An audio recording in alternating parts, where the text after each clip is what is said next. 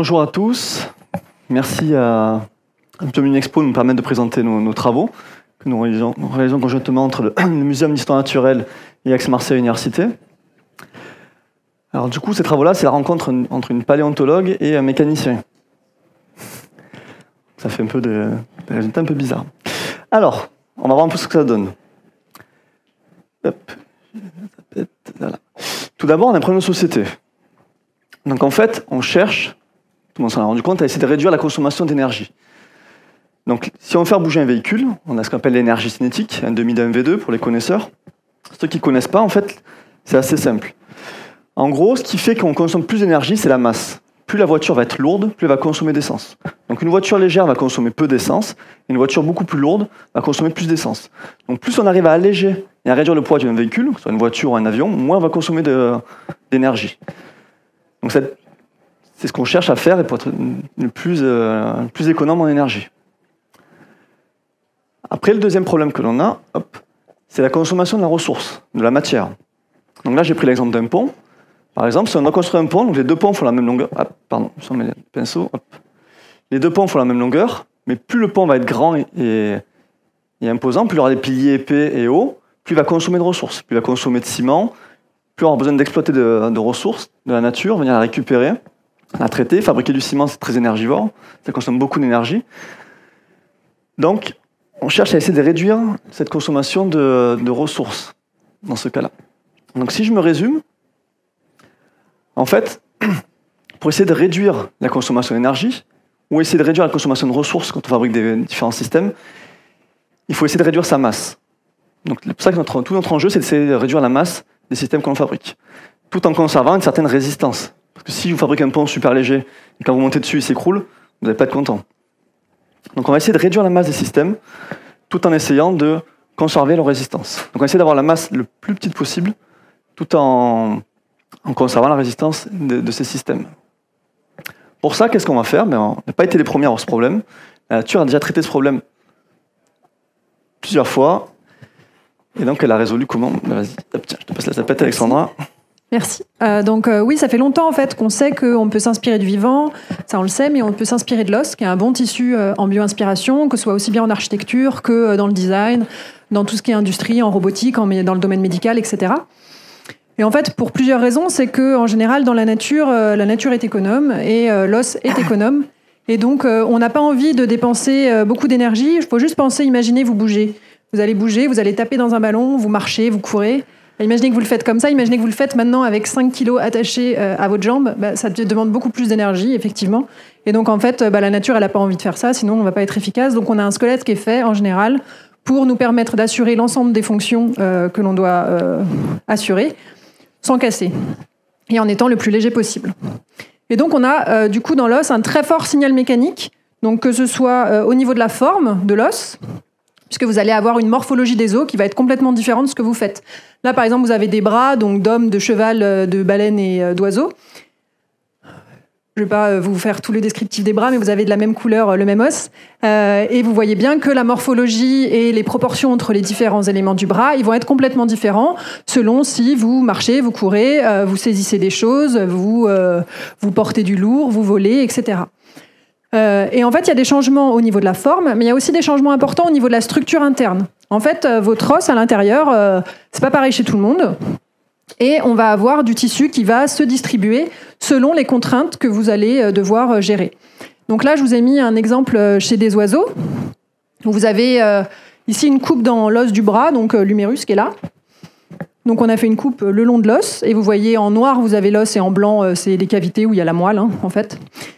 Donc vous avez ça chez le canard siffleur. Vous voyez qu'en fait, la paroi de l'os, elle est hyper fine. Et c'est normal parce que le canard siffleur, il vole.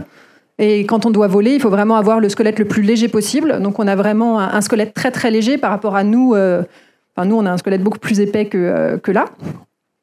Par contre, quand on regarde le guillemot de Troil, qui est là, c'est un animal qui nage pas mal. Et quand on nage, on doit plonger et on doit contrebalancer la poussée d'Archimède pour réussir à pas flotter et vraiment à s'enfoncer dans l'eau. Donc cet effort-là, il requiert que notre squelette soit un peu plus massif. Et donc on voit qu'en effet, les os, ils sont beaucoup plus épais chez cette bête. Mais pas hyper épais non plus, parce que c'est toujours un oiseau qui est capable de voler. Et maintenant, si on passe au manchot royal, là pour le coup, celui-là, il vole plus. Je n'ai plus cette contrainte de devoir absolument être capable de voler. Du coup, j'ai le droit de pouvoir augmenter vraiment fortement ma capacité de l'os pour assurer une meilleure pénétration dans l'eau au moment de la nage. Donc on voit bien qu'on va avoir un compromis adaptatif selon la somme des contraintes qui doivent s'exercer sur mon squelette. Et donc, c'est pour ça que c'est important, quand on veut faire de la bioinspiration en s'inspirant d'os, d'aller voir un biologiste de l'évolution. Parce qu'en fait, l'os squelette, il subit plusieurs contraintes, donc des contraintes fonctionnelles, donc ce que je vous ai dit, il y a des choses qui s'appliquent dessus, sur notre squelette, on doit essayer de bien gérer. Mais on a d'autres types de contraintes aussi dans l'évolution, qui vont être les contraintes dites historiques. C'est-à-dire qu'en fait, si je suis un primate, si je suis une antilope, si je suis une baleine, si je suis un crocodile, si je suis un dinosaure, j'ai pas la même boîte à outils, parce que j'ai hérité ça de mon grand-père, qui a hérité ça de son grand-père, de sa grand-mère, de machin, de bidule. J'ai une histoire évolutive qui fait que j'ai pas la même boîte à outils pour assurer la même fonction. C'est pour ça que chez les animaux qui sont retournés à l'eau, par exemple, des fois un dauphin, ça peut ressembler à un reptile marin comme un ichthyosaure, mais en fait c'est pas fichu pareil parce que c'est pas la même boîte à outils. Vous pouvez prendre plusieurs animaux qui sont fouisseurs, il y a plein de trucs qui sont pareils, mais pas complètement parce qu'il n'y a pas la même boîte à outils au départ. Et donc cette histoire évolutive, on est obligé de la prendre en compte, puisqu'il faut qu'on comprenne pourquoi lui, il a optimisé ça de cette façon-là et lui de cette façon-là. En plus, il faut aussi penser qu'on a une histoire évolutive qui fait que des fois, j'avais un cousin qui avait acquis ça, on avait tous acquis ça dans la famille, c'était top, ça servait, mais moi aujourd'hui, j'en ai plus besoin, ça me sert à rien. Néanmoins, on n'a pas toujours perdu un truc qui sert à rien dans l'évolution. Ce qui fait que des fois, vous avez encore des fonctions, des choses, des structures dans notre corps qui sont pas utiles mais qui sont là. Et donc là aussi, il faut bien comprendre l'évolution pour savoir que cette structure-là, elle n'est pas utile. Donc ça sert à rien de penser que l'organisme est optimisé pour assurer cette fonction-là, puisque non, ça sert à rien. Donc c'est vraiment pour ça qu'il faut pas juste prendre un organisme au hasard, regarder et dire « Ah, je veux cette fonction, donc je vais aller regarder cette bête-là ». Il faut vraiment comprendre quelle est l'histoire évolutive du groupe pour vraiment réussir à trouver le bon lien forme-fonction à analyser. Ce qu'on essaye de faire en général chez nous. Voilà. Et puis on a aussi des contraintes au cours du développement qu'il faut connaître. Et donc là aussi, on les étudie et c'est à ça que ça sert. Donc nous, on sert vraiment au laboratoire à essayer de travailler sur ce relation forme-fonction. C'est pourquoi est-ce que tu es fait comme ça? Ça sert à assurer quelle fonction. Sauf que bien sûr, on fait plein de fonctions. Moi, avec mes bras, je peux faire un sport, je peux laver des trucs, je peux saisir, je peux pousser, je peux faire plein de choses. Là, je vous ai mis des images d'un lynx, par exemple, qui doit marcher dans la neige, par exemple, qui a un support particulier, qui doit être capable de bondir, de s'élancer, mais aussi de réceptionner son corps, qui doit être capable de grimper le long d'un arbre et aussi de saisir des proies. Du coup, sur les contraintes qui sont faites sur son squelette du bras, il y en a plein. Il y en a plein, elles sont diverses, et il faut pouvoir séparer les liens, formes, fonctions, une à une. Et donc, c'est à ça qu'on sert, c'est pour ça qu'on fait un partenariat, c'est pour amener le côté biologique, parce que sinon, on étudie une mauvaise relation forme-fonction, et donc, on ne va pas du tout optimiser notre inspiration. Et après, pourquoi paléontologie ? Parce que si on regarde la diversité actuelle, elle est belle, même si elle est en déclin. Il y a quand même pas mal de diversité. Mais si on va sur le registre fossile, on a des millions d'années d'évolution. Donc on a une diversité qui est juste énorme, puisque à chaque instant T, il y avait une diversité différente. Donc on a pléthore d'objets qui vont nous montrer des extrêmes de forme auxquels on ne pensait pas. Vous avez ici, par exemple, quelques bêtes que j'aime bien qui vous montrent des morphologies qu'on ne connaît pas forcément dans la nature actuelle, et pourtant, il faut s'en inspirer. Et là-dessus, il y a souvent une idée reçue qui dit « Ouais, mais ces bêtes, elles se sont éteintes, donc elles étaient mal foutues, donc on est quand même mieux aujourd'hui. » Sauf qu'en fait, il y en a certaines qui ont vécu pendant des dizaines de millions d'années, alors que nous, ça fait pas très très longtemps qu'on est là. Donc il faudrait être un petit peu plus modeste. Et en fait, elles étaient hyper bien adaptées à leur milieu à un instant T. Après, le milieu change, les prédateurs sont là, il va y avoir un nouveau compétiteur, on va avoir du changement climatique, etc. Donc ça fait qu'il y a eu extinction, mais à l'instant T, elles étaient hyper bien adaptées à leur milieu. Et donc, si par exemple on regarde une question donc, qu'on s'était posée, qui est s'inspirer d'os pour la construction, pour essayer par exemple de faire des structures portantes, comme des colonnes. Si on regarde chez les animaux actuels, on va essayer de taper dans les gros lourds, du coup, qui doivent soutenir un poids massif avec leurs membres. On va avoir du rhino, de l'hippo et de l'éléphant. C'est cool, c'est des gros lourds, mais il n'y a pas une diversité énorme pour vraiment travailler dans le détail sur les relations forme-fonction. Alors que si on part dans le registre fossile, déjà on a des bêtes qu'on ne connaît pas dans le domaine actuel, comme cet hippopotame, ce rhinocéros géant. Mais on va aussi avoir des extrêmes de taille qui sont beaucoup plus importants, puisque si on tape sur les dinosaures sauropodes, là ça devient complètement gigantesque et on se demande comment c'est possible que le truc ait marché et sans se casser les pattes tellement c'était énorme. Et donc ça, on essaye de le comprendre pour après pouvoir s'en inspirer. Et là, je repasse la parole à Julien. Merci. Donc maintenant qu'on a vu comment on allait choisir donc les différentes espèces qu'on a étudiées, je vais vous montrer 2 cas d'études qu'on a menées en collaboration avec Alexandra. Le premier qui va être sur une étude plutôt dynamique en fait. Alors dynamique, c'est quand on va avoir du mouvement, qu'on va commencer à courir et à avancer. Donc là, on s'est intéressé au cheval qu'on a actuellement, qui court pas mal. Donc on s'est intéressé souvent à l'humérus. Je sais pas pourquoi, mais on l'aime bien celui-là. Donc l'os ici de votre bras. Alors nous, on marche pas avec, mais le cheval il marche à 4 pattes, je vous rappelle. Donc on a regardé l'humérus du cheval et on est venu étudier la relation forme-fonction à l'intérieur de cet os-là. Donc tout d'abord, on a récupéré un os des collections du Muséum d'Histoire Naturelle. On est venu numériser la partie extérieure de cet os, avoir une image en 3 dimensions de la partie extérieure de cet os, mais on a aussi fait subir une radiographie pour voir toute la topologie qui est à l'intérieur, toute la structure qui est à l'intérieur de l'os. Et donc là, ce qui est intéressant de voir, c'est que ici, à ce niveau-là, c'est l'épaule, hein, et ici, en bas, on a le coude. Je dis pas de bêtises, ça va, Alexandra? Donc, ici, l'épaule et le coude. Au milieu, on a une partie tubulaire. En fait, il y a la moelle au milieu. Et ici, on a de l'os très compact, très dur, à ce niveau-là. Et plus l'os il va être gris, plus il va être clair, plus il est spongieux, comme de l'éponge. Et plus il est clair, plus l'éponge elle est trouée, en fait. Donc, jusqu'à atteindre carrément du vide au milieu, du vide de la moelle. Et après, on voit qu'il y a des gradients de couleur. Ça va se foncer de plus en plus dans différentes zones. Et on va essayer de comprendre pourquoi est-ce que ces gradients de couleur. Pourquoi est-ce que l'os s'est adapté comme ça et pourquoi elle a fait ça. Pour après venir le copier et l'appliquer à la mécanique. Alors pour faire ça, qu'est-ce qu'on a fait? On a pris un petit cheval qui lui était vivant. On y a collé des gommettes dessus, des petites pastilles. On a pris un quad, on l'a suivi. Et on a filmé en même temps que le cheval trottait le mouvement de la patte du cheval. Donc ce qu'on voit là ici, c'est les trajectoires, le mouvement de chacune des gommettes au cours du temps, lors d'un cycle de trot du cheval. Une fois qu'on a ces jolies équations, on avait aussi enterré dans le sable une petite balance, une platine d'effort, pour venir mesurer l'effort que mettait le cheval quand il posait la patte par terre. Donc grâce à cette mesure d'effort et à la trajectoire des différents segments de la patte du cheval, on a pu faire un modèle, un calcul, qu'on voit ici s'animer, dans lequel on a pris en compte l'omoplate, ce qui est derrière ici, l'humérus qui est celui qui nous intéresse au milieu, le radius en dessous. Et donc on voit notre humérus ici au milieu qui bouge, et avec tous les petits fils rouges, c'est des muscles. Et grâce à cette simulation, et aux données qu'on a rentrées, donc à la trajectoire et aux efforts qu'on a mesurés par terre, on a pu trouver tous les efforts qui allaient s'appliquer sur l'humérus qui nous intéresse. Alors, je vais vous montrer une super courbe, ça va vous faire peur. En fait, ça, c'est tous les efforts qui vont s'appliquer sur l'humérus. Alors, le but, c'est pas que vous lisiez toute la courbe, mais ce qui est intéressant de voir, c'est que dans cette partie-là, ici, on voit qu'il y a très peu d'efforts. C'est normal parce que la patte, elle est en l'air. Tant que la patte est en l'air, qu'elle ne touche pas le sol, il y a très peu d'efforts dessus. Et dès que l'animal commence à venir poser la patte par terre, donc à ce niveau-là, on commence à avoir de l'appui, et de plus en plus d'efforts, et ça va charger au fur et à mesure, pour atteindre le maximum, et après ça va commencer à redécroître, quand l'animal va commencer à relever la patte. Donc on a pu trouver, grâce à toutes ces simulations, et toutes ces données-là, l'évolution des efforts à l'intérieur de l'os, au cours d'un cycle de marche. Après, comme on a bien les calculs, on a poursuivi ça, on a fait un calcul élément fini, alors ça fait un peu peur, hein. En fait, c'est juste le but de voir comment est-ce que ces efforts-là vont se répartir à l'intérieur de la matière. On a un os qui a une certaine géométrie. On va voir comment est-ce que les efforts d'entrée, hein. Donc ici, on va avoir les efforts des liaisons, tout ce qui est en jaune, tout ce qui est les efforts des tendons, des muscles qui viennent tirer dessus. On va voir comment est-ce que ces efforts-là vont se répartir à l'intérieur de la matière pour essayer de comprendre pourquoi est-ce que la nature elle a mis telle et telle matière à tel endroit. Donc on a fait un joli calcul fini, on était content, on a eu des jolis résultats. Donc, qu'est-ce que c'est ces résultats? Donc ça, en fait, c'est au niveau de l'épaule. Donc on a zoomé uniquement la partie épaule, ici en haut. Donc là, on trouve l'os de l'épaule, la partie arrondie.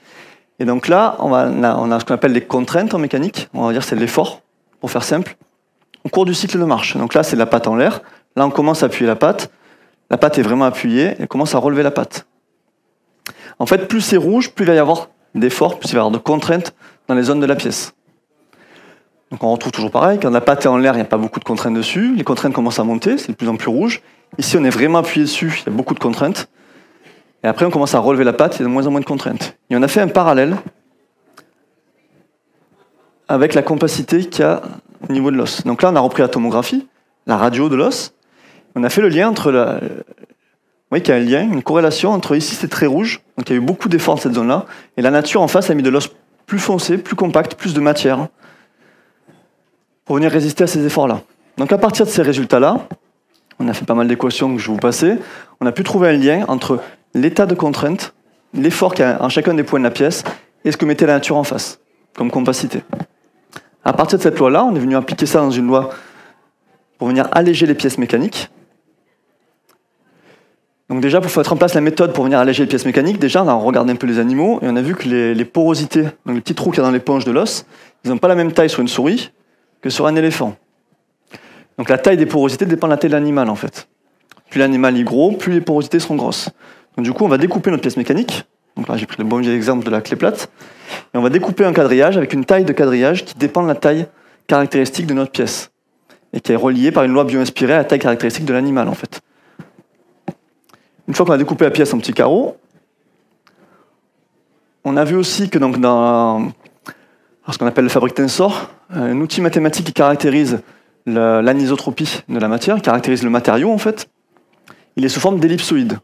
On voit que c'est cette forme-là d'ellipsoïde qui montre bien comment est-ce que le matériau os résiste mieux dans une direction que dans une autre.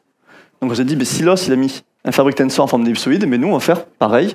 Donc on va mettre des petites porosités dans notre pièce en forme d'ellipsoïde.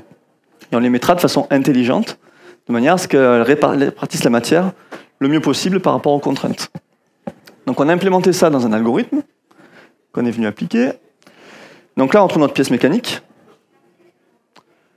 qui est ici. On a fait toujours pareil un calcul élément fini dessus pour venir voir les efforts qu'il y a dessus. Donc plus c'est rouge, plus il y a d'efforts. Donc là c'est une pièce qui est sollicitée en flexion 3 points. Donc la flexion 3 points classique, c'est j'ai 2 points fixes à ce niveau-là, et je viens avec un troisième point appuyé ici. C'est ce que vous pourriez avoir par exemple pour un pont. Un pont il est appuyé d'un côté et de l'autre, et j'ai une charge au milieu, un camion qui passe dessus par exemple. Ça c'est ce qu'on appelle la flexion 3 points. Donc on a testé notre pièce en flexion 3 points. Donc ça c'est, pardon, je me suis emmêlé les pinceaux. Ça c'est le champ de contrainte d'effort qu'on a au niveau de la flexion 3 points. Et après on a appliqué notre algorithme pour venir faire des porosités, pour venir faire des trous et alléger la matière sur notre pièce en se bio-inspirant de ce qu'a fait la nature. Donc on a pris des lois, on a les lois qu'on a établies tout à l'heure sur le cheval, on a utilisé ces lois-là pour venir alléger les pièces. Et après on est venu tester la pièce en essai de flexion 3 points. Donc on a fait 2 éprouvettes. Donc celle que j'ai ici, qui est ce qu'on appelle l'optimisation topologique, ce qu'on appelle le gold standard en mécanique, pour venir alléger les pièces. L'optimisation topologique, c'est la méthode que l'être humain a inventée pour venir alléger les pièces. Donc ça, on va dire, c'est ce que les scientifiques arrivent à faire de mieux à l'heure actuelle pour venir alléger les pièces. Et après, on a pris notre méthode bio-inspirée, on a fait des trous en se bio-inspirant de ce que faisait la nature. Et on est venu appuyer dessus et tester, voir qui résistait le mieux en fait. Et donc là, c'est les courbes qu'on voit là-haut. Donc là, ici, il y a le déplacement, donc c'est le troisième point qui est en haut qui descend au fur et à mesure. Et après, ici, on a sur le côté l'effort qu'on va appliquer au fur et à mesure. Et on voit que la poutre qui est sortie de la bio-inspiration est toujours au-dessus de l'autre, donc elle est toujours plus résistante que la poutre optimisation topologique. Donc ça montre que... Alors les deux, bien évidemment, sont à masse égale, sinon ce serait triché, hein, si on mettait plus de points d'un côté ou de l'autre. Ça ne serait pas équitable. Donc ça montre que cette structure bio-inspirée est plus performante, donc on l'a quantifiée autour de 20% à masse égale, que la structure qu'on arrive à faire le mieux en ayant réfléchi beaucoup les êtres humains pour faire une solution d'allègement en fait. Donc ça c'était pour l'étude plutôt dynamique. Après on s'est dit, tiens, on va essayer d'appliquer ça en statique. Donc comme a dit Alexandra tout à l'heure, on dit on veut faire des colonnes, des piliers pour faire des ponts par exemple, ou des bâtiments. On va regarder dans la nature qu'est-ce qu'il y a de sympa pour faire des trucs, porter pas mal de charges, et on s'est intéressé au rhinocéros. Bon, c'est un animal qui pèse entre 2 et 3 tonnes, c'est ça? Un peu plus. Donc on a regardé un peu cet animal-là, et on va voir qu'est-ce qu'on peut faire avec ça. Hop. Donc on regardait le radius. Alors le radius, on était sur le Myrus tout à l'heure, c'est celui qui est là. Le radius, il est par ici. C'est ça, je dis pas de bêtises toujours. Je parle sous le contrôle d'une paléontologue, hein, pas dire trop de bêtises. Donc le radius, il est là-dedans. Et si on regarde toujours pareil, une tomographie, donc une radio, on voit qu'en fait, le rhinocéros, il a mis de l'os partout, contrairement au cheval. Vous vous rappelez, le cheval, il avait un trou au milieu tout à l'heure, je vous l'ai dit. Lui, il n'a pas de trou au milieu. Comme il doit porter beaucoup de charge, il n'a pas pu se permettre de mettre un trou au milieu. Il est obligé de mettre beaucoup de matière. Mais il a quand même mis de la matière plus légère au milieu et de la matière plus compacte autour. Donc il y aura de l'os plein ici et plutôt de l'os éponge au milieu. Et il y a une forme très particulière en sablier, je ne sais pas si vous la voyez ici, là. Cette forme en sablier, elle n'est pas du tout aléatoire, en fait. Elle a vraiment une raison, en fait, c'est pour résister le mieux possible à ce qu'on appelle le flambement. Quand on vient écraser, si vous prenez votre règle en plastique, que vous l'écrasez, elle va avoir tendance à plier et à se tordre, en fait. Ça va transformer la compression en flexion. Donc pour résister au flambement, là où il y a le moment le plus important sur le flambement, c'est au milieu. Donc c'est pour ça que le rhinocéros a mis plus de matière au milieu pour mieux résister au flambement, en fait. Donc on s'est dit, on va venir copier cette structure pour l'appliquer et comparer ça. Donc on a pris 3 colonnes. La première colonne, c'est la bonne vieille colonne, elle est là. Toute pleine de matière, on n'a pas réfléchi, on a mis de la matière partout. La deuxième colonne, on s'est dit, tiens, on va prendre carrément le radius du rhinocéros, CTRL-C, CTRL-V, et on le colle. Juste, on est d'accord que c'est pas sa vraie taille, hein, ça a été remis à échelle. Ah oui, j'ai oublié de le dire. Alors, c'est pas du vrai os, c'est du plastique. Quand on l'a fait en imprimante 3D. Merci de corriger. C'était surtout que c'est plus gros en vrai. Voilà. Ça fait combien? C'est le double au moins, non? Oui, le double. Donc là, je fais que 150 mm, donc on l'a rétréci. Mais on a quand même gardé la structure. Donc en impression 3D, ce qui est merveilleux, c'est qu'on peut imprimer des pièces creuses, en fait. Donc là, au milieu, on ne le voit pas. Mais il y a du plastique trabéculaire, si on veut. Pas de l'os, mais c'est du plastique. Où on a mis des travées à l'intérieur, ces petites croix qu'on voit au milieu, en respectant la forme de sablier naturelle qu'il y a dans l'os. On a pris ça, et après on a fait une colonne, on a quand même réfléchi un petit peu, parce qu'on s'est dit, si on ne fait que copier-coller, ça va pas être forcément génial. On va faire une colonne qui est toute droite, qui est ici, mais hop, qui a quand même à l'intérieur, mais on ne le voit pas, hein, mais qui a à l'intérieur ces petits trabécules, donc c'est moins dense au milieu. Et on va venir écraser les 3 et on va voir qui va gagner. Suspense.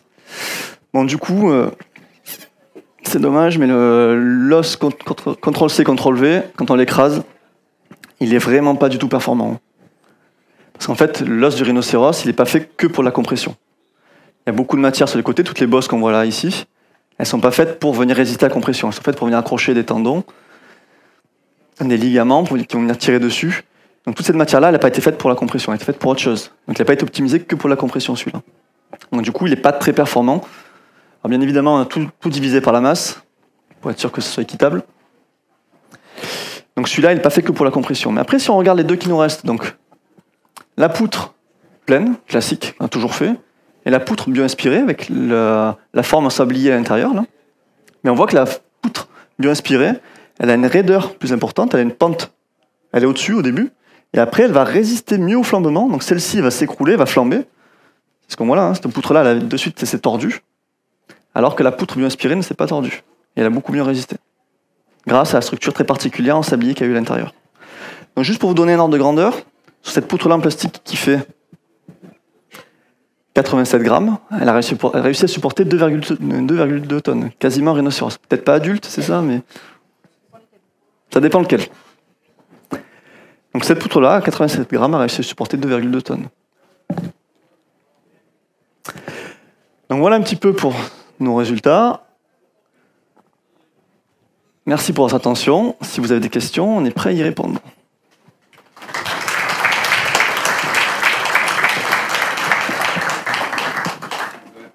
Merci, bonjour. Quand vous avez étudié les deux cas, vous avez essayé d'évider la matière, comme si pour vous le postulat de base c'était que la nature évidait les choses. Pourquoi? Alors c'est une grande question que je me suis posée, c'est est-ce que la nature résonne?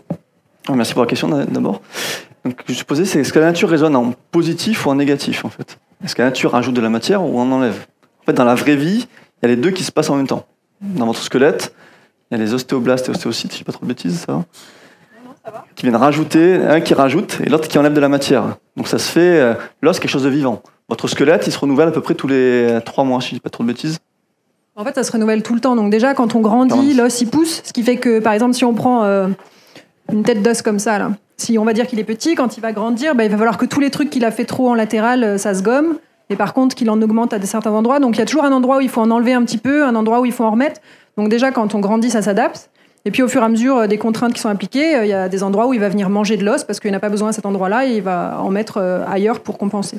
Et pour les os qui restent très compacts dès le début de la croissance, en fait, effectivement, il y en a où on se demandait est-ce ils ont commencé leur croissance compacte dès le début ou est-ce qu'en fait ils en ont mis après, et donc là ça va dépendre complètement des types d'adaptation. Pour le milieu aquatique, des fois c'est après, mais pour le terrestre, souvent c'est dès le début.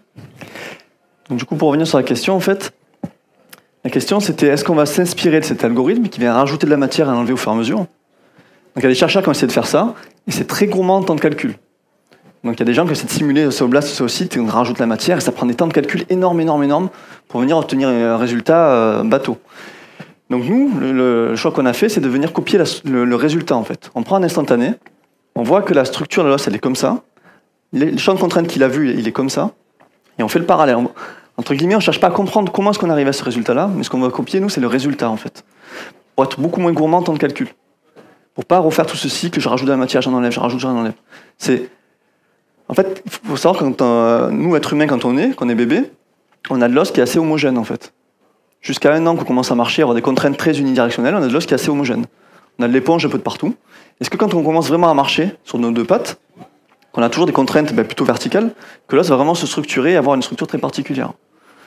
Donc nous, on n'a pas pris le parti de venir copier tout ce mécanisme, mais juste de copier le résultat. C'est pour ça qu'on on part du principe que l'os il est plein au départ. La nature elle a vu un os plein, un os homogène. Elle a vu un champ de contrainte, elle a donné ça comme résultat. Donc nous, on fait juste un copier-coller de ce résultat-là, en fait, par rapport au champ de contrainte. On ne cherche pas à copier tout le mécanisme qui a permis d'arriver à ce résultat-là. Sinon, ce serait beaucoup trop gourmand en temps de calcul pour venir appliquer ça sur des vraies pièces industrielles. Parce qu'il faut savoir que derrière, par exemple, on a... donc moi, j'ai 2 thèses CIFRE à l'heure actuelle, donc des thèses avec des industriels, Airbus Hélicoptère et Thales. Donc ils n'ont pas, quand ils veulent alléger des vraies pièces mécaniques, ils n'ont pas des jours et des jours et des jours et des mois de calcul pour venir alléger une pièce. Donc il faut qu'on ait un résultat assez rapide. Là, l'algo que je vous ai présenté, il tourne en même pas 10 minutes. Et c'est pour ça que c'est intéressant aussi qu'on travaille ensemble, parce que justement le biologiste de l'évolution, lui, il veut comprendre, on cherche à comprendre, et on cherche à trouver la structure qui peut servir. Donc le but, en fait, chez nous, c'est d'être fournisseur de formes, entre guillemets. C'est en fait de réfléchir aux formes qui peuvent vraiment servir. Pourquoi avoir ça? Parce qu'en fait, si on va chercher dans la nature au pif, ça marche pas, comme je vous l'ai dit tout à l'heure. Et donc pour comprendre, à vraiment faire le bon lien forme-fonction, il faut vraiment étudier ça correctement à une échelle évolutive. Et donc c'est ce qu'on fait, et donc le but après c'est de proposer la forme finale pour effectivement qu'il y ait ce temps rapide a posteriori. Parce que la bioaspiration c'est bien, mais la bibliothèque est tellement vaste que pour aller chercher là-dedans le bon livre qui va bien, c'est pas évident. Donc si on n'a pas les paléontologues qui nous aident à trouver le bon livre qui va bien, on va tâtonner et on va pas trouver ce qu'il nous faut, quoi. Oui.